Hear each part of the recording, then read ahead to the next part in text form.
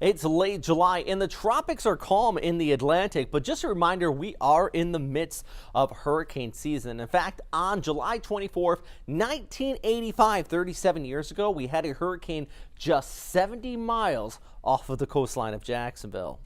That was Hurricane Bob. Now, this storm originally started on the west coast of South Florida, moved over land where it brought heavy rainfall up to 20 inches in the Everglades before it emerged into the Atlantic and then intensified over those warm waters of the Gulf Stream.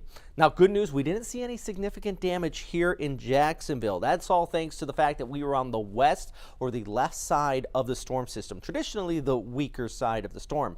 But it did intensify as a hurricane just off our coastline before it moved north, making landfall into South Carolina on the evening of the 26th, where it brought some coastal damage there as well. In fact, from the Carolinas all the way down to Florida, upwards of $20 million in damages was reported from the storm. Now, I do want to note, though, 1985 Hurricane Bob is different than 1991 Hurricane Bob. That storm was historic and catastrophic for New England, and there's a reason why we don't have Bob anymore on the naming list from the National Hurricane Center, because it was retired in 1991. But just a reminder, that we are still in hurricane season, and on this date, 37 years ago, we had a storm just off of our coast. I'm meteorologist Robert Spett at First Coast News, on your side.